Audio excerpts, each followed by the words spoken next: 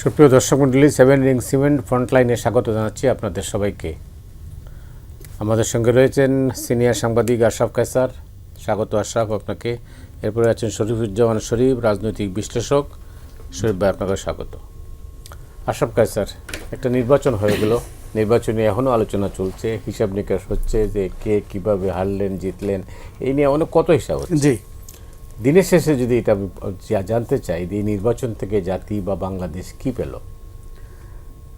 এই নির্বাচন থেকে যেটি পেল সেটা হচ্ছে একটা ডিসাইসিভ রায়, যে আমরা নিরঙ্কুশ সংখ্যাগরিষ্ঠতা বিএনপিকে দিব এবং বিএনপি যেন দেশে স্থিতি আনতে পারে, নিরাপত্তা আনতে পারে। এবং এই যে আমাদের মব সন্ত্রাস বা অন্তর্বর্তী সরকারের দুর্বলতা অথবা পক্ষপাতিত্ব, এইগুলো দেখতে দেখতে মানুষ বীতশ্রদ্ধ হয়ে গেছে।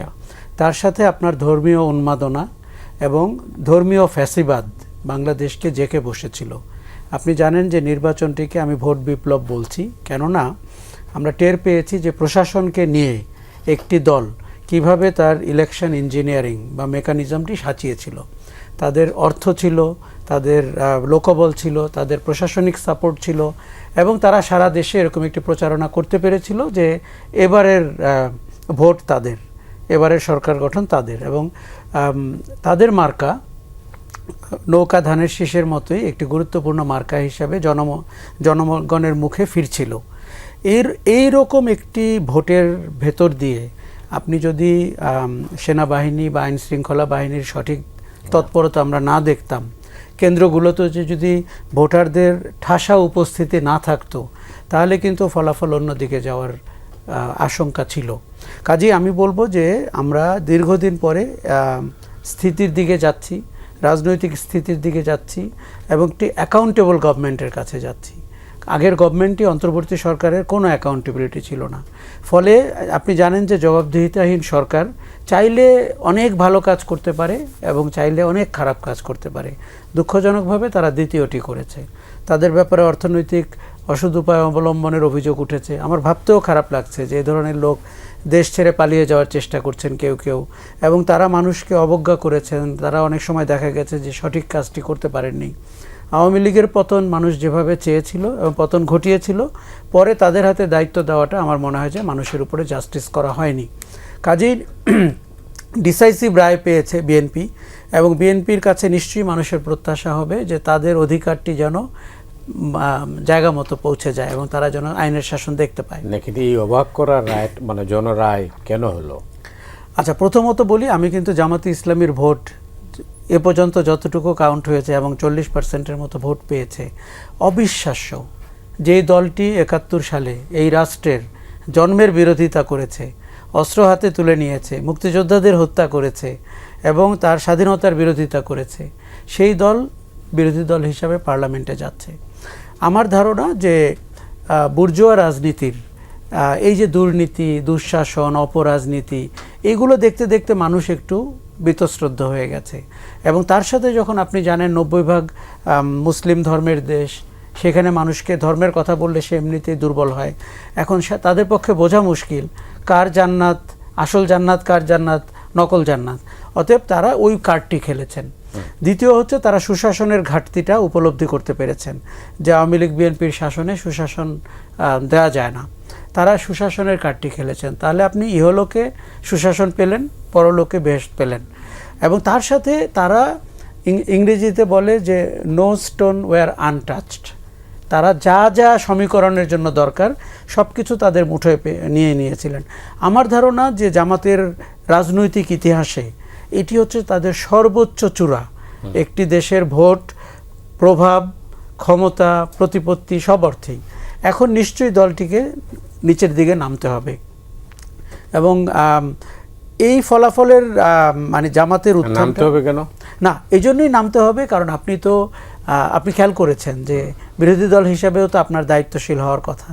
এখন আপনারা যদি রিকাউন্টিংয়ের কথা বলেন, হয়তো জামাতের আমিরের সিটও রিকাউন্টিং করা উচিত, হয়তো নাহিদ ইসলামের সিটও রিকাউন্টিং করা উচিত। আপনি যখন এটাকে প্রশ্রয় দিবেন সেটি কিন্তু আর 30টা সিটে সীমাবদ্ধ থাকবে না, সেটি 300টা সিটে হয়ে যাবে। আক্তারের সিট নিয়েও প্রতিদ্বন্দ্বী একই কথা বলছেন। ফলে আমরা মনে হয় যে আমরা প্যান্ডোরার বক্স ওপেন না করি। নির্বাচনটি ইতিহাসের অন্য অনেক ভালো নির্বাচনের মতো একটি উল্লেখযোগ্য নির্বাচন হয়েছে। সবচেয়ে ভালো হয়েছে সহিংসতা হয়নি, জীবনহানি ঘটেনি, এবং ভোট কেন্দ্র পর্যন্ত 4:30 পর্যন্ত আপনি খেয়াল করেছেন কেউ কিন্তু নির্বাচনের নেতিবাচক দিক বলেনি। এটি বলেছেন রাত গভীর হওয়ার সাথে সাথে কাউন্টিং শুরু হওয়ার পর থেকে। এই জন্য বলছি যে জামাত ইসলামীকে আমি সত্যিই চাই, তারা মুখে যে কথাগুলো বলেন, যদিও ভোটের আগের রাতে তাদের যে টাকা পয়সা পাওয়া গেল ঠাকুরগাঁতে একজনের কাছে 74 লক্ষ টাকা, ওগুলো তাদের রাজনীতির নৈতিকতার যে বয়ান তার সাথে কিন্তু যায় না। কাজেই দায়িত্বশীল বিরোধী দল হিসেবে রোল প্লে করা একটা জামাতের জন্য সুযোগ আছে। কিন্তু তারা যদি অদায়িত্বশীল বিরোধী দল হয়, আপনি জানেন যে 1.5 বছর হলো মাঠে কিন্তু অনেকে মব ইনজাস্টিস করতে করতে অভ্যাস হয়ে গেছে, কথায় কথায় ডাক দেওয়া হয় যমুনায় আসো, রাজুতে আয়, তাই তো? এগুলো তো আর চলতে পারবে না, এবং নতুন সরকারকে 0 টলারেন্সে যেতে হবে। তারা জনগণ তাদেরকে ভোট দিয়েছে ল অ্যান্ড অর্ডার ঠিক করার জন্য। আপনি সব কিছু, আপনি এবারের পার্লামেন্টের কনস্ট্রাকশন দেখেন, সেখানে বিরোধী দলকে অতীতে কোনো দিন এতটা স্পেস দেওয়া হয়নি যেটা জুলাই সনদ অনুযায়ী আপনি পাচ্ছেন। আপনি ডেপুটি স্পিকার পাচ্ছেন, আপনি 4টা সংসদীয় কমিটির প্রধান করতে পারছেন, আপনি আপার চেম্বারে অন্তত 30-35টা সিট পাচ্ছেন। ফলে আমাদের কিন্তু এই অভিজ্ঞতা নতুন যে আইন প্রণয়ন করতে গেলে নিম্ন কক্ষ থেকে উচ্চ কক্ষে কিভাবে যাবে, কিভাবে সেটি ফেরত আসবে এবং আইন প্রণয়ন হবে। আপনি এতটা জবাবদিহিতার সংসদ আমাদের ইতিহাসে কখনো ছিল না। রাইট, আপনার কাছে আসছি। শরীফ ভাই, আপনার বিশ্লেষণ কি নির্বাচন নিয়ে? হ্যাঁ, ধন্যবাদ আপনাকে, ধন্যবাদ সাথের আলোচককে। নির্বাচনটা আমাদের সংস্কৃতির একটা অংশ। আপনি যে বলছেন মানুষ আলোচনা করছে, মানুষ যতগুলো বিষয় নিয়ে চায়ের দোকানে অন্যান্য জায়গায় আলোচনা করতে স্বাচ্ছন্দ্য বোধ করে, তার মধ্যে সব থেকে হচ্ছে নির্বাচন, ভোট। এটি আমাদের সব থেকে আনন্দ পাই, সংশয়গুলো তৈরি হয়, নানা বিষয় থাকে। নির্বাচনটা আমাদের এখানে দরকার ছিল, এই কারণে দরকার ছিল যে আমরা যে উদ্দেশ্য নিয়ে গণঅভ্যুত্থানটা করেছিলাম, সেই গণঅভ্যুত্থানের আসল টার্গেটটা ছিল আমরা এখানে একটা নির্বাচিত সরকারের মাধ্যমে দেশটাকে পরিচালনা করব। এবং তার জন্য আমাদের একটা দীর্ঘ সময় পাড়ি দিতে হয়েছে। শেখ হাসিনার সাথে বাংলাদেশের কোনো মানুষের সম্পদ, সম্পত্তি, জায়গা জমি নিয়ে কোনো বিরোধ ছিল না। সমস্যাটা ছিল তিনি নিজের মতো করে রাষ্ট্র চালাতে চাইতেন, তার মতো করে এমপি হবে, তার পছন্দের লোকজন, কিন্তু মানুষ চাইতো যে সে ভোট দিয়ে তার জনপ্রতিনিধি তৈরি করবেন। সমস্যাটা সেখান থেকে। নির্বাচনের ভেতর থেকে নির্বাচন নিয়ে কিছু প্রশ্ন আছে, আমাদের মতন দেশে এই প্রশ্নগুলো থাকে, কিন্তু মজার ব্যাপার হচ্ছে ওই আগের রাতের ভোট টোট এই জায়গাগুলোতে যারা নীরব থাকতেন, আমি সোশ্যাল মিডিয়াতে যেটা দেখছি, এদের ভেতর থেকেই খুব প্রমাণ করার চেষ্টা করছেন যে নির্বাচনটা আসলে ত্রুটিযুক্ত হয়েছে। হ্যাঁ, ত্রুটিযুক্ত হয়েছে, ত্রুটি আছে অনেক জায়গায়। আমরা তো ওই ধরনের ত্রুটিমুক্ত একটা ব্যবস্থা এখন পর্যন্ত যেতে পারিনি। তো তারপরেও যতটুকু এগিয়েছি এটাকে আমি ইতিবাচক দেখি। এই নির্বাচনটা ক্ষমতা বদলের থেকে একটা স্থিতিশীলতা ফিরিয়ে এনেছে। আমি গত 3-4 দিন ধরে মেট্রো রেল বা অন্যান্য গণপরিবহনে মানুষের চেহারার দিকে তাকালে যতটুকু বুঝতে পারি, তার মধ্যে একটা সাহস ফিরে এসেছে। সেই সাহসটা কি? সাহসটা হচ্ছে আমাকে রাস্তায় অথবা বাড়িতে কোনো ট্যাগ দিয়ে যে কেউ গিয়ে আমার উপরে চড়াও হতে পারবে না। সম্ভবত আমি যদি প্রশাসনের কাছে যাই, প্রশাসন তার সাধ্য মতো একটা রিয়াক্ট করবে আমার পক্ষে। সেকেন্ড জায়গাটা হচ্ছে, আমার মেয়েটা যখন কলেজে যাবে, তাকে পথে আটকে কেউ মোরাল পুলিশিংটা করতে পারবে না। অর্থাৎ এই যে স্বস্তিটা, এই স্বস্তিটাই মনে হয় আমরা গত 1.5 বছর এইটার জন্য অপেক্ষা করেছি। এখন এর ভেতর থেকে আরো কতগুলো অর্জন আছে, আমরা পার্লামেন্ট পেলাম, সেখানে আমরা কথাবার্তা বলতে পারবো, কিন্তু নির্বাচনটা অনিবার্য ছিল। আর একটা জায়গা হচ্ছে, বাংলাদেশ ঘিরে একটা বিপজ্জনক খেলা চলছিল আন্তর্জাতিক এবং আঞ্চলিক শক্তির। এবং আগের যে সরকারটা কালকে চলে যাচ্ছে, অনেক জায়গায় একেবারে বাস বিচারহীনভাবে বাংলাদেশকে, বিশেষ করে আমেরিকার সাথে যে ধরনের চুক্তির দিকে, বিশেষ করে তাদের পারপাসটা সার্ভ করার জন্য যে ইনিশিয়েটিভগুলো নিয়েছে, এটা যতদূর তারা করেছে তার জন্য বাংলাদেশকে ভুগতে হবে।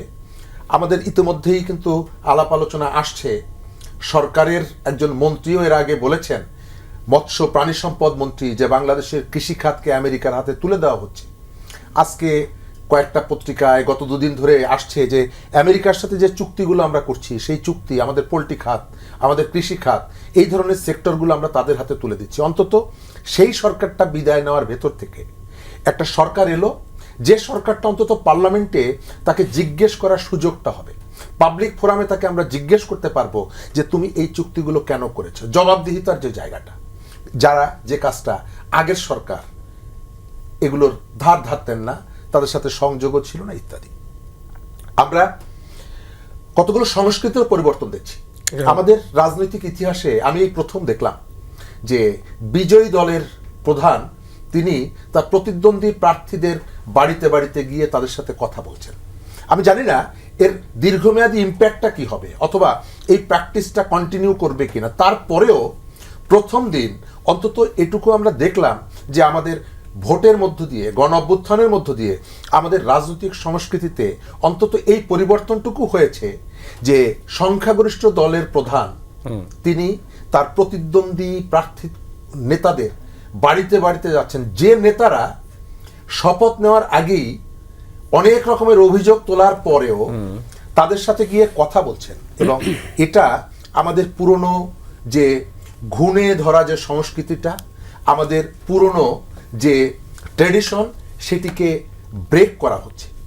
যদি এটিকে কন্টিনিউ করা যায় তাহলে এটি আমাদের রাজনীতির জন্য অনেক ইতিবাচক দিকের উন্মোচন করবে। যেটা আশরাফ বলছিলেন, নির্বাচনের আগে ধরেন প্রায় 15 দিন বা 1 মাস যাবতীয় ধরতে পারেন, প্রচারণার দিক থেকে কিন্তু জামাতে ইসলামী এগিয়ে ছিল, এটা স্বীকার করতেই হবে।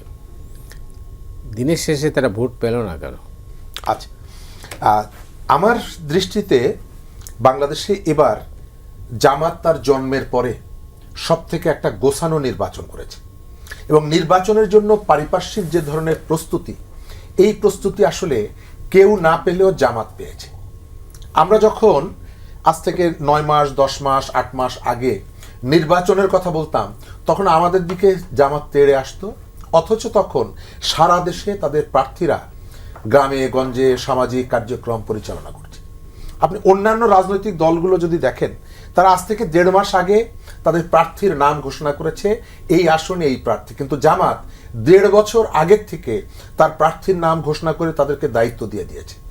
প্রচারণার দিক থেকে তারা এই সুবিধাটি পেয়েছে। দ্বিতীয়ত, নির্বাচনের আগে তারা যে অর্থ, যেভাবে ভোট কেনা, আমাদের গ্রামীণ যে ইলেকশনগুলো হতো স্থানীয় সরকার, তার অনেকগুলো খারাপ দিকের একটা দিক ছিল ভোট কেনা, আমরা এটা জানি।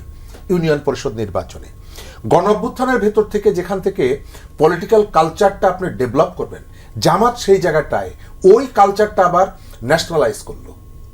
বিভিন্ন জায়গায় টাকা সহ ধরা পড়া, ভোট কিনতে গিয়ে ধরা পড়া, এই যে কাজগুলো। দ্বিতীয়ত, তারা গত 1.5 বছর আমাদের সোসাইটিকে অবিরামভাবে বিভক্ত করেছে। গণ অভ্যুত্থানের পক্ষের যে শক্তি, এই শক্তি জামাতের সমালোচনা করলেই তাকে ফ্যাসিবাদের ট্যাগ লাগিয়ে দেওয়া। বিএনপির সমালোচনা এখানে করা গেছে, কিন্তু জামাতের সমালোচনা তারা করতে দেয়নি। এইভাবে সমাজকে তারা বিভক্ত করেছে। আমি কয়েকজনের নাম বলতে পারি। আমাদের জাহিদ, গত 10-12 বছরে জাহিদের তো কন্ট্রিবিউশন আছে, জুলকারনাইন সাহেব, তার তো কন্ট্রিবিউশন আছে, এই ধরনের আরো অনেক নাম বলা যায়। কিন্তু আপনি সোশ্যাল মিডিয়ায় দেখবেন তাদের সম্পর্কে যে ধরনের প্রোপাগান্ডা, তাদেরকে যেভাবে অশ্রাব্য ভাষায় গালাগালি করা, সোশ্যাল মিডিয়াকে ব্যবহার করে তারা প্রচারণা যেমনি চালিয়েছে, একই সাথে সোশ্যাল মিডিয়ায় নারী, অর্থাৎ ভিন্ন মতের যেই হোক না কেন, তার সাথে যে আচরণগুলো মানুষের মধ্যে একটা ভীতি তৈরি করেছে যে এরা ক্ষমতায় যাওয়ার পর কি আচরণটা করবে, তাদের যে মোরাল পুলিশিং, এই কাজটার ভেতর থেকে গত 3 দিন আগ পর্যন্ত সমাজটাকে তারা বিষিয়ে তুলেছে। আর তারা যে সুবিধাগুলো পেয়েছে, রাষ্ট্রের সমস্ত শক্তি তারা ব্যবহার করতে পেরেছে। আপনি স্ববিরোধিতা, ক্যান্টনমেন্টে তাদের একজন নেতার সেনাবাহিনীর সাথে আলাপ, মানে তার যে তর্ক বিতর্ক করার যে ভিডিওটা যখন বেরিয়ে পড়লো, তখন মানুষের মধ্যে ধারণাগুলো তৈরি হলো যে এদের হাতে ক্ষমতা গেলে তারা কি করবে। আর ওটি নিয়ে তারা প্রশ্ন করলো যে কিভাবে এটি সাংবাদিকদের হাতে গেল। কিন্তু তাদের নেতারা যখন বললেন যে উপদেষ্টারা বিএনপি নেতাদের সাথে টেলিফোনে কথা বলে, সেই অডিও আমাদের কাছে আছে, তাহলে তার কাছে অডিও থাকতে পারবে, কিন্তু অন্য পক্ষের কাছে যদি ভিডিও থাকে সেটি প্রকাশ করা এটি অন্যায় হয়ে যাবে। অর্থাৎ সে যেটা বলবে, সে যেটা করবে, এটি অন্যায়। জামাতের এই যে উত্থানটা, অনেকে বলে, আমি এটাকে উত্থান বলি না। আমি মনে করি জামাত এবার আসলে কিন্তু ৭০-৭১টা সিট পেয়ে বিরোধী দলে যাওয়ার জন্য নির্বাচন করেনি।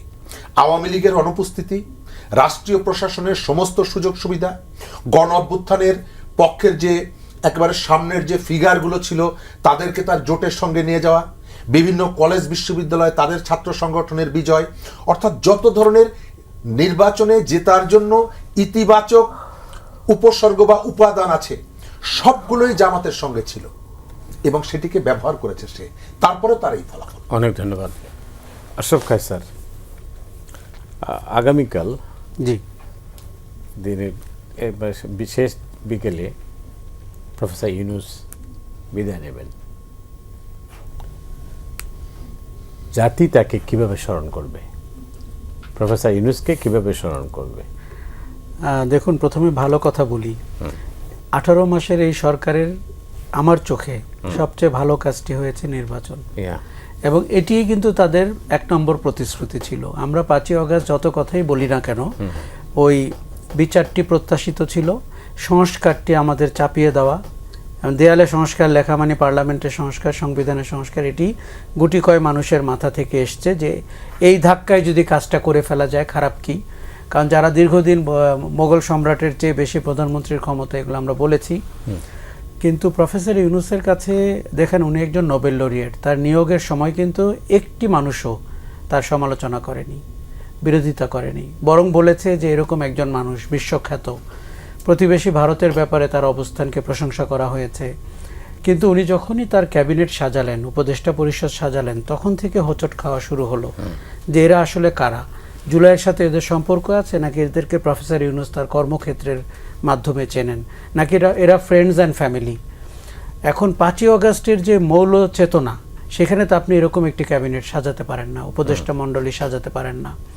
এবং আমার ধারণা যে বাংলাদেশের মানুষ প্রথম আশাহত হয় তার সরকারের চেহারা দেখে, উপদেষ্টাদের ভঙ্গি দেখে, বয়স দেখে, কাজের পারফরমেন্স দেখে।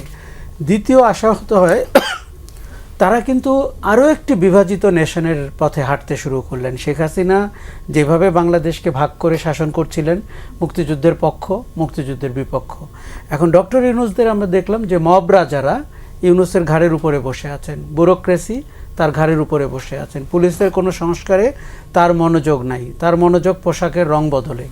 ফলে মানুষ যে বেনিফিটটা পেত, ধরেন নির্বাচন হওয়া ছাড়াই আপনি শুধুমাত্র প্রশাসনকে নিরপেক্ষভাবে চালিয়ে যে বেনিফিটটা জনগণ পেত, সেটি তারা পেল না।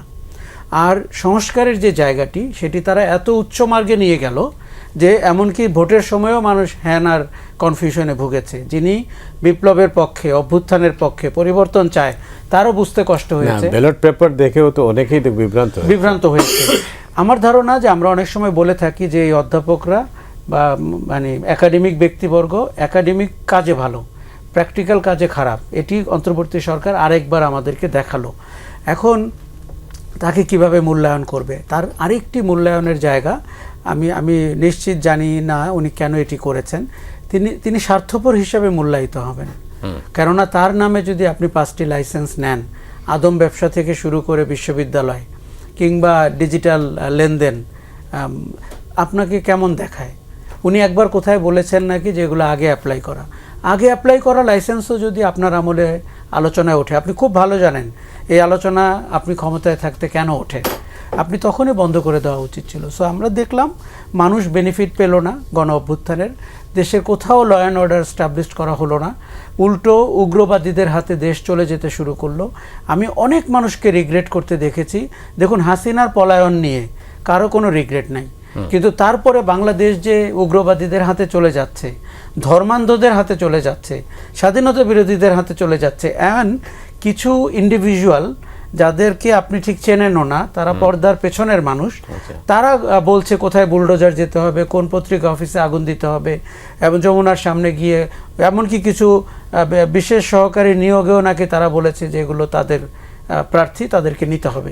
ফলে মানুষ টের পেল ভোট দিতে হবে এবং কাকে ভোট দিতে হবে। এই যে মানুষ টের পেল, ধরেন শেখ হাসিনার শাসনের নিন্দা তো আমরা ওই আমলেও করেছি, পরেও করেছি, কিন্তু অন্তর্বর্তী সরকার এরকম পক্ষপাতমূলক হয়ে উঠবে এবং বাংলাদেশের বিরুদ্ধে উগ্রবাদকে আশ্রয় দিবে, আইন শৃঙ্খলার পক্ষে না থেকে মব সন্ত্রাসকে প্রশ্রয় দিবে। মবের ব্যাপারে সরকার একটি উদ্যোগ নেয়নি, বরং আমি বলবো কোনো কোনো আগুন লাগানোর সময় সরকারকে মনে হয়েছে, সরকার চেয়েছে আগুনটি লাগুক, এই পক্ষকে দমিয়ে রাখতে হবে। নির্বাচনটিকে নিয়ে তারা কারসাজি করেছে, ছক ফেলেছে, প্রশাসনকে ওইভাবে দাঁড় করিয়েছে বিশেষ একটি দলকে সুবিধা দেওয়ার জন্য। ফলে তার শাসন ক্ষমতা নিয়ে খুব বেশি ভালো কথা বলার সুযোগ কিন্তু কম। আচ্ছা, তারপরে আপনি যে চুক্তিগুলো করেছেন এটি আপনার এখতিয়ারের মধ্যে পড়েই না। আপনি আপনি আপনি ল্যান্ডমার্ক সিগনেচার করছেন, কন্ট্রাক্ট করছেন, এগ্রিমেন্ট করছেন, আপনি পোর্ট নিয়ে যেটি করেছেন, অথবা মার্কিন যুক্তরাষ্ট্রের সাথে। এই যে আমরা এগ্রিকালচারের কথা বলছি, ওখানে যে ভদ্রমহিলা মৎস্য এবং পশু সম্পদ অ্যাডভাইজার, ওনার সারা জীবন উনি কিন্তু এই পশ্চিমা এগ্রিকালচার রাজনীতির বিরোধিতা করেছেন। তাকে যেটি সহ্য করতে হয়েছে, আপনি ভুট্টা, সয়াবিন এগুলো মার্কিন যুক্তরাষ্ট্র থেকে আনবেন, আপনার দেশের এগ্রিকালচারের কিন্তু সেই সুযোগটি হলো না।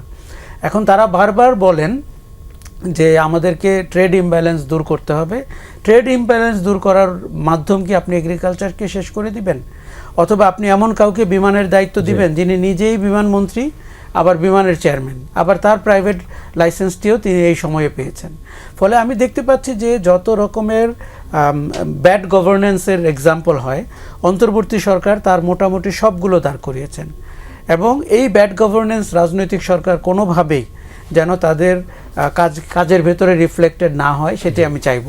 কাজেই সরকারকে খুব বেশি মার্ক আমার মতে সরকার পাশ করেনি। তাদের হাতে যে ক্ষমতা ছিল এবং মানুষের যে আস্থা ছিল, সরকারটি অত্যন্ত উগ্র স্টুডেন্ট হিসাবে 18 মাস কাটিয়ে গেলেন, পাশ করেনি। সরকার পাশ করেনি। ধন্যবাদ আশরাফ। সরকার পাশ করেনি বলছে আশরাফ। হ্যাঁ, আমিও সেটি মনে করি। আমরা ডক্টর ইউনূস সম্পর্কে আজ থেকে 1.5 বছর আগে তার সম্পর্কে আমাদের যে উচ্চ ধারণাটা ছিল যে তিনি বাংলাদেশকে সারা পৃথিবীর কাছে একটা সম্ভাবনাময় জায়গা হিসাবে তৈরি করে দিতে পারেন, তাকে কাজে লাগানো হয়নি, কোনো সরকার তাকে কাজে লাগায়নি, অথচ তিনি চাইলে বাংলাদেশের জন্য অনেক কিছু করতে পারেন। কিন্তু এই বক্তব্যগুলো হয় ফাঁকা বলি ছিল, অথবা তিনি ইচ্ছা করেননি যে তার সংযোগগুলোকে, তার ইমেজগুলোকে কাজে লাগাতে। তিনি বাংলাদেশের উপকার করেছেন ওই ধরনের একটা বিপজ্জনক সময়ে, যখন আসলে সেই ধরনের সারা পৃথিবীতে ঝড়ঝাপটা সামাল দেওয়ার জন্য একজন মানুষকে দরকার ছিল, এবং সেই দিক থেকে তার সিলেকশনটা পারফেক্ট ছিল ওই মুহূর্তে। কিন্তু তাকে সারা দেশের মানুষ যেভাবে তার প্রতি আস্থা দেখিয়েছে, বাংলাদেশের রাজনৈতিক দলগুলোর সব বিভাজন ভুলে গিয়ে তিনি যখনই ডেকেছেন সবাই ছুটে গেছেন। কিন্তু সেই রাজনৈতিক দলগুলোর মধ্যে উনি বিভাজন করেছেন। আপনি যখন আমেরিকায় গেছেন, সাথে করে নিয়ে যাওয়া, সর্বশেষ নির্বাচনের পরে তিনি থ্যাঙ্কস দিয়েছেন মাত্র 3টা রাজনৈতিক দলকে। এখানে তো আরো অনেকগুলো দল নির্বাচনে অংশগ্রহণ করেছে এবং কিও করেছে, মানে পাশ করেছে, তাই না? পাশ করেছে। তো তিনি থ্যাঙ্কস দিয়েছেন 3টা দলকে। তিনি জুলাই জাদুঘর উদ্বোধন করতে যাবেন, দেখতে যাবেন, তিনি মাত্র 3টা দলকে নিয়ে যাচ্ছেন।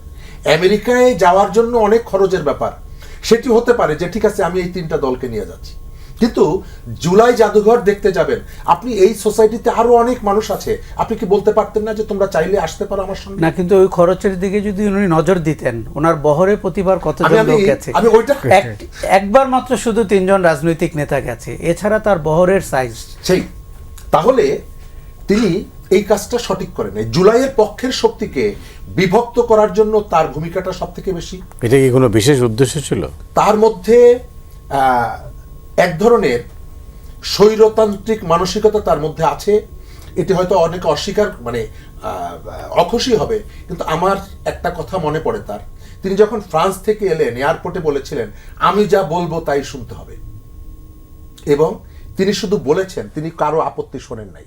গত 1.5 বছরে অব্যবস্থাপনার ক্ষেত্রে সব থেকে প্রশ্ন উঠেছে স্বাস্থ্য মন্ত্রণালয়ের। জুলাই শহীদ, জুলাই আহতরা প্রপার ট্রিটমেন্ট পাননি, কিন্তু তিনি যাকে তার ব্যক্তিগত পরিচয়ের সূত্র ধরে স্বাস্থ্য মন্ত্রণালয়ের দায়িত্ব দিয়েছেন, তিনি অবিরতভাবে ব্যর্থ হওয়ার পরেও তাকে সেই জায়গা থেকে সরাননি। কারণ তিনি যেটা মনে করেছেন সেটি, তিনি সমাজের মধ্যে যেভাবে ঘৃণা ছড়িয়েছেন, তিনি চেষ্টা করেছেন তার যে ব্যক্তিগত প্রতি আক্রোশ, আওয়ামী লীগ তাকে নানাভাবে বিপর্যস্ত করেছে, বিব্রত করেছে, এটি সবই ঠিক আছে, কিন্তু যখন আপনি একটা বড় জায়গায় যাবেন তখন আপনার মধ্যে কতগুলো উদারতা থাকতে হবে। আপনি সমাজের সমস্ত সেক্টরকে কিভাবে এক জায়গায় নিয়ে এসে আপনি কাজটা করবেন। আওয়ামী লীগের অপরাধী যারা, তাদের জন্য কেউ বলেনি যে তাদের প্রতি আপনার সদয় আচরণ করতে হবে। বলা হয়েছে অপরাধীদেরকে আপনি আইনের মুখোমুখি দাঁড় করাবেন। আওয়ামী লীগের মধ্যে খুনি যারা, যারা লুটেরা, যারা অপরাধী, তাদেরকে আপনি আইনের মুখোমুখি দাঁড় করাবেন। কিন্তু তিনি যেটি করে দেখিয়েছেন, আওয়ামী লীগ পরিচয় দেওয়াই হচ্ছে অপরাধ।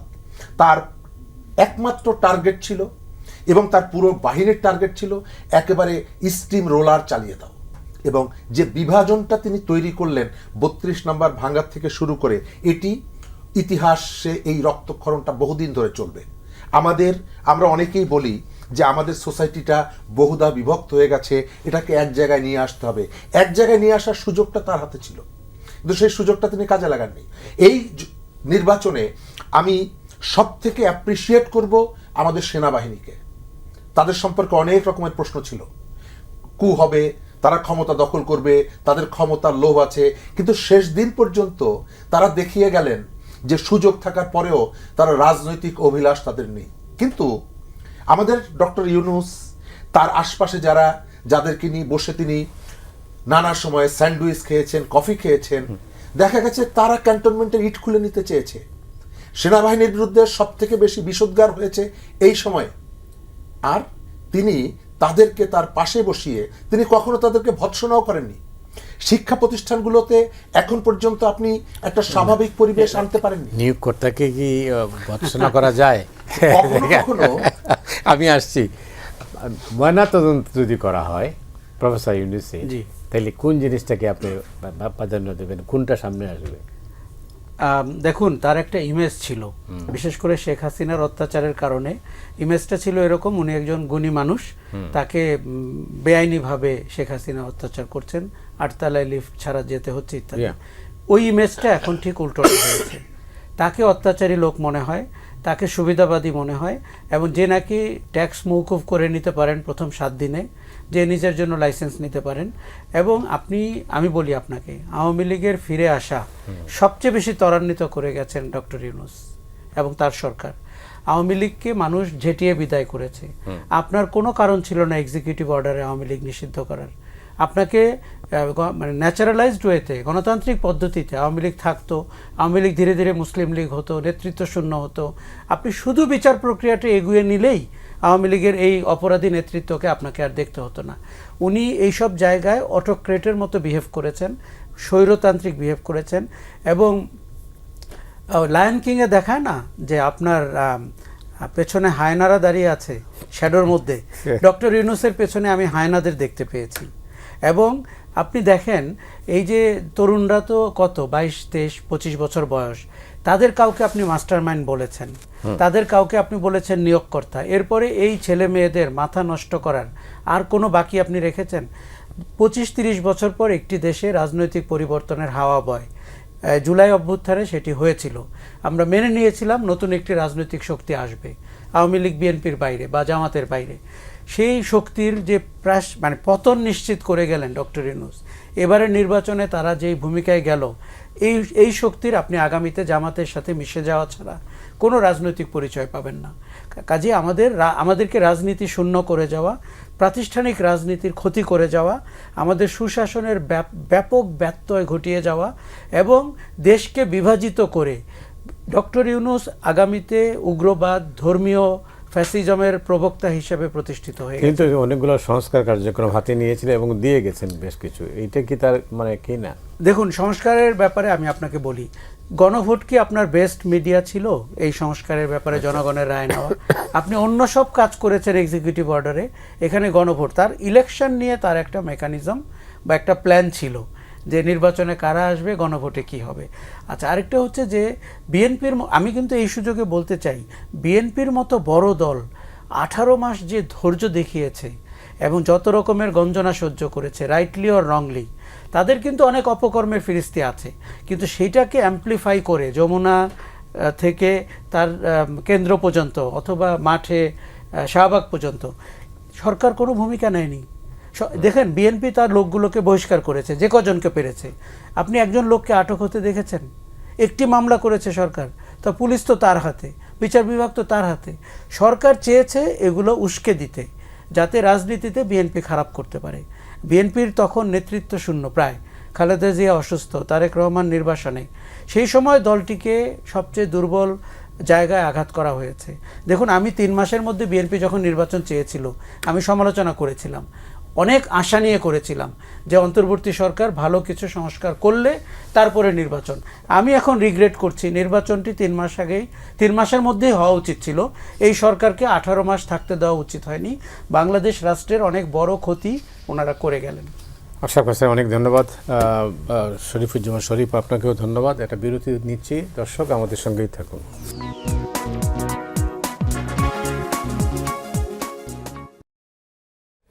সুপ্রিয় দর্শক মণ্ডলী, আবার ফিরে এলাম ফ্রন্ট লাইনে। আমাদের সঙ্গে রয়েছেন শরীফুজ্জামান শরীফ এবং আশরাফ কায়সার। এবার একটু কাল সরকার এটা গঠিত হতে যাচ্ছে, নতুন সরকারের কাছে আপনার প্রত্যাশা কি? আপনি কেমন সরকার চান? ধন্যবাদ। আমাদের চাওয়া তো অনেক, কিন্তু আমাদের চাওয়াগুলো তো সবসময় পূরণ হয় না। ওই যে এর আগের যে আলোচনাটা করলাম, আমরা ডক্টর ইউনূসকে কোথায় দেখতাম, আর তিনি যখন চলে যাচ্ছেন বাংলাদেশটাকে কোথায় রেখে চলে গেলেন, আচ্ছা, আমাদের রাজনৈতিক সংস্কৃতিকে কোথায় রেখে চলে গেলেন, আমাদের অভ্যুত্থানের ভেতর থেকে যে গড়ে ওঠা জনগণের ঐক্য, সেটাকে কি অবস্থায় রেখে চলে গেলেন, আমাদের প্রতিষ্ঠানগুলোকে কি অবস্থায় রেখে চলে গেলেন, আমাদের যে তরুণ প্রজন্ম যাদের দিকে আমরা এই গণ অভ্যুত্থানের একেবারে মূল ফ্রন্টে যারা কাজ করত, তাদেরকে কোন জায়গায় রেখে চলে গেলেন। তো এই ঘটনাগুলোর পুনরাবৃত্তি চাই না। নতুন যে সরকার আসবে, যেটা বললাম যে আমাদের এখানে যে প্রতিহিংসার রাজনীতি, যেটি এখন সমাজকে মানে একেবারে বিভক্ত করে ফেলেছে, রক্তাক্ত করে ফেলেছে, এবং দেশের বাইরের থেকে একটা চক্র বিদেশিদের স্বার্থ হাসিলের জন্য, তাদের পারপাস সার্ভ করার জন্য যেভাবে জাতিকে বিভক্ত করেছে, বিএনপির প্রথম কাজটা হবে এই যে বিভক্তি, সেটিকে দূর করে অন্তত আমরা যেন একটা জায়গায় আসতে পারি।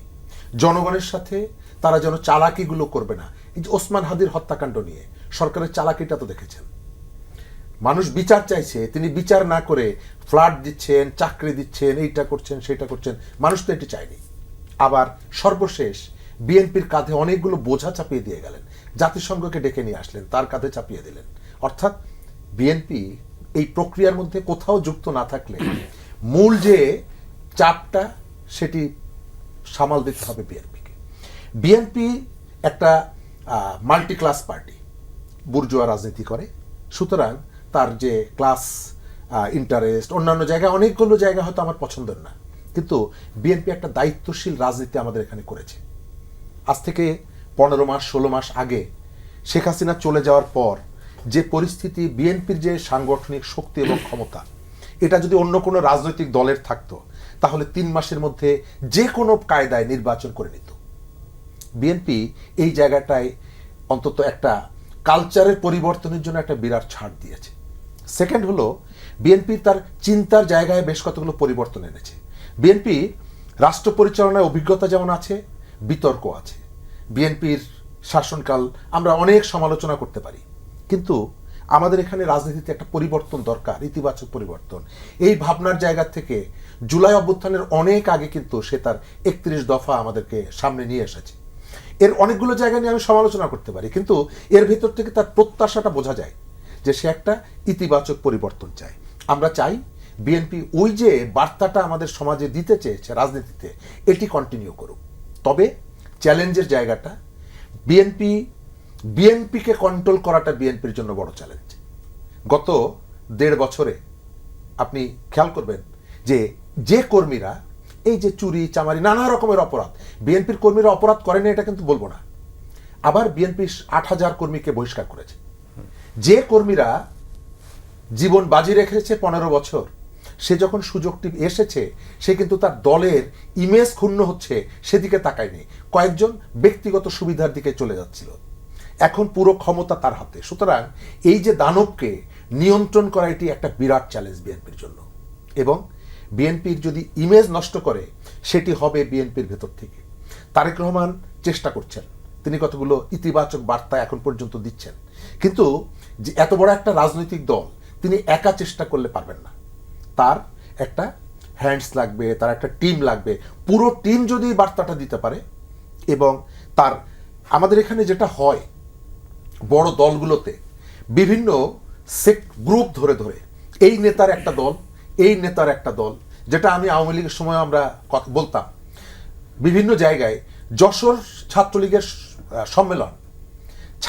সম্মেলন, যশোর জেলা ছাত্রলীগের পোস্টারে হলো সেখানকার চাকলাদারের ছবি।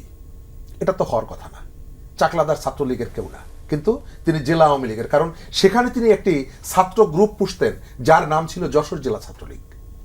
এই যে নেতারা সংগঠনগুলোকে তার ব্যক্তিগত কাজে গ্রুপ করে ব্যবহার করা, বিএনপি এই সুযোগটা যদি দেয় তাহলে এই তার বিএনপিকে সে কন্ট্রোল করতে পারবে না।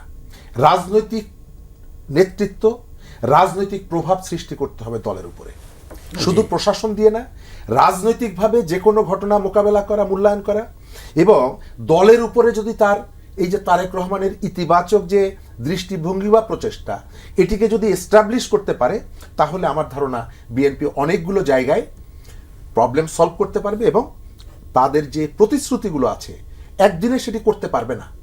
আমি আশা করি এবং মনে করি এই প্রতিশ্রুতিগুলো ধারাবাহিকভাবে সে চেষ্টা করবে এটি ফুলফিল করার জন্য। অনেক ধন্যবাদ। তারেক রহমানের সামনে কি চ্যালেঞ্জ আসলে? তারেক রহমানের সামনে প্রথম চ্যালেঞ্জ তার দলকে নিয়ন্ত্রণ করা। কেননা আমি প্রায় বলি যে এই মুহূর্তে বিএনপির সম্পদের নাম তারেক রহমান। তার বডি ল্যাঙ্গুয়েজ, তার ইনক্লুসিভ অ্যাটিটিউড, তার ডাউন টু আর্থ, তার ভিশনারি বক্তব্য, সবাইকে উইথ হিউম্যানিটি ডিল করা। বিএনপির পরবর্তী কয়েকজন নেতার মধ্যে তার কিছু ছিটেফোঁটা হয়তো আছে। পুরো এই দলের যে রাজনীতির কালচার এবং যেভাবে সরকারের থেকে মানে ল অ্যান্ড অর্ডার সিচুয়েশন এবং গুড গভর্নেন্সের পক্ষে থাকে না। কাজে প্রথম কাজ হবে তার দলকে নিয়ন্ত্রণ করা। আপনি জানেন 17 বছর নিশ্চিতভাবেই 60 লক্ষের মতো মানুষ হয়তো মামলা হয়েছে, সম্পদ হারিয়েছে, অঙ্গহানি ঘটেছে, সব সত্যি। আওয়ামী লীগের শাসনে বেঁচে থাকাটাই তো একটা মিরাকল। সেইখানে তার দলকে বলতে হবে যে এটা অতীত, আমরা আজকে থেকে আগামীকালকে থেকে এটা আমাদের দেশ শাসনের দায়িত্ব, এটাতে অতীতের জের টানার সুযোগ নেই। প্রথম কাজ। দ্বিতীয় কাজ হচ্ছে আপনার প্রশাসনকে জনমুখী করতে হবে। রাজনৈতিক দলকে আমরা সরকারে পাঠাই কেন? কারণ সে রাজনীতি দিয়ে দেশ চালাবে। এইটা তাকে আবিষ্কার করতে হবে যে তার রাজনৈতিক দর্শনের সাথে আমাদের প্রশাসনিক দর্শনকে সে কী করে মেলাবে। কারণ অ্যাডমিনিস্ট্রেটর বা ব্যুরোক্রেটদের অভ্যাস হচ্ছে doctor Yunus, Sheikh Hasina, Tarique Rahman doesn't matter to them. তারা একটা এলিট ক্লাস, জনবিচ্ছিন্ন এবং সুবিধাবাদী। অতএব তারা তাদের মতো করে তারেক রহমানকে চালাতে চাইবেন অথবা বিএনপিকে চালাতে চাইবেন। তৃতীয় হচ্ছে দুটি বিষয়ে আপনাকে কৌশলী হতে হবে, সিদ্ধান্ত নিতে হবে, ভারত এবং আওয়ামী লীগ। ভারতের ব্যাপারে আপনার একটা ওয়ার্কেবল রিলেশন দাঁড় করাতে হবে। আমরা তার লক্ষণ ভারতের দিক থেকেও ভালো দেখছি। আর আওয়ামী লীগের ব্যাপারে আপনাকে মনে রাখতে হবে যে আপনি যে ম্যাসিভ রায় পেয়েছেন এবং ভোট হয়ে গেছে, আগামী 5 বছর বাংলাদেশে অরাজকতা করা ছাড়া আওয়ামী লীগের লেজিটিমেট কোনো স্পেস নাই। সেই জায়গাটিতে তাকে দেশটাকে ঐক্যবদ্ধ করতে হবে রাজনৈতিকভাবে। আর অগাস্ট জুলাইতে মানুষের যে প্রত্যাশা ছিল তার কিচ্ছু ইউনূস গভর্নমেন্ট ডেলিভার করতে পারেনি। কাজেই বিএনপি বা তারেক রহমানের জন্য আরেকটা বড় সমস্যা হচ্ছে স্কাই রকেটিং এক্সপেকটেশন। তাকে এই প্রত্যাশার বেলুন আস্তে আস্তে করে নিচের দিকে নামাতেই হবে যে কোনটা সে ডেলিভার করতে পারবে, কোনটা পারবে না। কারণ আমাদের এখন প্রত্যাশা হচ্ছে যে বিএনপি 3 মাসের মধ্যে এটা করে ফেলবে, 1 মাসের মধ্যে এটা করে ফেলবে, এইভাবে হবে না। কিন্তু ইকোনমির যে অবস্থা, তাতে কি এইসব পরিকল্পনা বাস্তবায়ন করা সম্ভব? আমার মনে হয় সম্ভব। আপনি জানেন যে 18 মাসে কোনো এফডিআই আসে নাই। ডক্টর ইউনূসকে আমরা ধরেছিলাম উনি নাকি আন্তর্জাতিক দূত হিসাবে খুব ভালো হবে, তার আবার একটা ডেপুটি হয়েছে আশিক চৌধুরী, কি একটা ইংলিশ প্রেজেন্টেশন করেছে এই নিয়ে সরকারের, এবং গভর্নমেন্টটা এত অথর্ব ছিল, আমি খুব অবাক হচ্ছি। এখন এফডিআই আনতে হবে, এবং আমার ধারণা এই যে কালকে যে বিদেশি অতিথিরা আসবে, এই মেসেজটি বিশ্ববাসীর কাছে যাওয়া মাত্রই এফডিআই এর ফ্লো শুরু হবে। আপনাকে শুধু ফ্যাসিলিটেট করতে হবে সেটার বিনিয়োগ যেন দুর্নীতিমুক্ত হয়।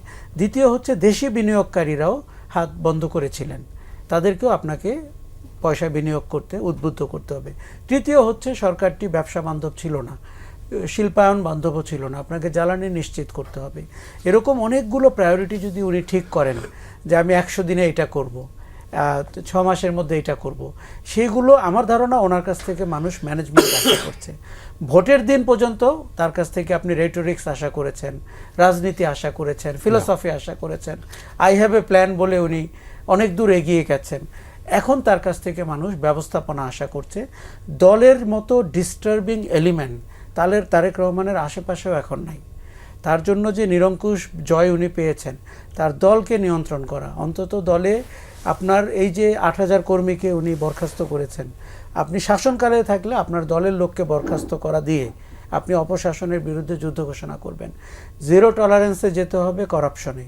বিএনপির আগের শাসনামল নিয়ে করাপশনের অভিযোগ আছে, মিসম্যানেজমেন্টের অভিযোগ আছে, এমনকি তার নিজের ব্যাপারে অভিযোগ রয়েছে হাওয়া ভবন তৈরি করে প্যারালাল শাসন করার। তার অনেকগুলো ফুলানো ফাঁপানো। এটা মানে শেখ হাসিনার প্রশাসন বা ইউনূস সরকারের প্রশাসনের উপর দাঁড়িয়ে তারেক রহমান কি সেটা করতে সক্ষম হবেন? এটি সক্ষম হবেন যদি আপনি প্রথম 7 দিনে বুঝে যাবেন। ডক্টর ইউনূস প্রথম 7 দিনে যে ভুল করেছেন, আমি প্রচুর সচিবদেরকে বলতে শুনেছি তাদের বিদায় হয়ে যাবে। 60 জন সচিব বাড়ি যাওয়ার জন্য রেডি হয়েছেন, যারা রাতের ভোট করেছেন, যারা আওয়ামী লীগ সরকারকে সাহায্য করেছেন। তারেক রহমান প্রথম 7 দিনে আপনাকে ডিসাইসিভ রোলে চলে যেতে হবে। আমি বলছি না দলের লোকজনকে প্রতিস্থাপন করতে হবে, প্রশাসনে বিএনপির বঞ্চিত মানুষ দিয়ে আপনি ভরে ফেলবেন না। যে বঞ্চিত হয়েছে তাকে অর্থ দিয়ে আপনি বাড়িতে ফেরত পাঠিয়ে দেন, কিন্তু পেশাদারিত্ব আছে, সাহস আছে এবং জনপ্রিয় সরকারের সাথে কাজ করতে চায়, এর চেয়ে বড় ম্যান্ডেট আপনাকে আর কে দিবে? তাই তো, কাজেই তাকে আরেকটা জিনিস যেটি উনি গতকালকে থেকে শুরু করেছেন, মাঠের বিরোধী দল, সংসদের বিরোধী দলের সাথে আপনাকে সৌজন্যতা দেখাতেই হবে। তাদের কারো কারো কিন্তু দুঃস্বপ্নের রাত কেটেছে। তারা 5 জন মন্ত্রী ঘোষণা করেছিলেন, আপনি জানেন, মানে এত হাস্যকর লেগেছে দেখতে। তাদেরও নিশ্চয়ই দুর্ভাগ্য হচ্ছে, তাদের খারাপ লাগছে। আপনি সেটাকে অ্যাকোমোডেট করার চেষ্টা করেন, যাতে করে মানুষ কিন্তু আর চায় না যে আপনার শাহবাগ দখল হয়ে যাবে, বাংলা মোটর দখল হয়ে যাবে, কোনো একটা বিশ্ববিদ্যালয় বা কলেজের জন্য রাস্তা বন্ধ হয়ে গেল। এইটির ব্যাপারে আপনাকে সাংঘাতিকভাবে কঠোর হতে হবে। অনেক ধন্যবাদ আপনাকে। 1.5 মিনিট আছে হাতে। প্রথমত সরকার, ডক্টর ইউনূস সরকার অনেক গর্ত খুঁড়ে রেখে গেছে। আচ্ছা, নতুন যে সরকার যাত্রা করবে তার পথে পথে অনেক কাটা বিছিয়ে রেখে গেছে। সংস্কারের নামে তাদের নিজস্ব কতগুলো এজেন্ডা এখানে একটা মাইন পুঁতে গেছে। দ্বিতীয়ত আমাদের রিজিওনাল কিছু সম্পর্ক, যেটা কতগুলো অর্বাচীনের পরামর্শে তিনি কতগুলো সংকটাপন্ন তৈরি করে গেছেন, অহেতুক কতগুলো শত্রুতামূলক পরিস্থিতি তৈরি করেছেন, এগুলোকে বিএনপিকে ফেস করতে হবে। মানুষ চাইলেই আমি কালকেই সবকিছু সমাধান হয়ে যাবে না, এটি সত্য, কিন্তু তারেক রহমান এবং বিএনপিকে মানুষকে মেসেজটা দিতে হবে যে আমরা আন্তরিকভাবে চেষ্টা করছি, আমরা হয়তো পারছি না। মানুষকে যদি দেখানো যায় যে আমার সরকার চেষ্টা করছে কিন্তু পারছে না, মানুষ নিশ্চয়ই সেটিকে গ্রহণ করবে। এটাই হচ্ছে আমার শেষ কথা। অনেক অনেক ধন্যবাদ আপনাকে শরীফ ভাই, আপনাকে অনেক ধন্যবাদ। আশরাফ কায়সার অনেক ধন্যবাদ। আমরা এই যেহেতু আগ মুহূর্তেই এই সতর্কবার্তা, আশা করি তারা খেয়াল রাখবেন, বিশেষ করে তারেক রহমান এগুলো দিকে নজর রাখবেন। অনেক ধন্যবাদ দুজনকেই। দর্শক মণ্ডলী আজ এ পর্যন্তই। আপনারা সবাই ভালো থাকুন।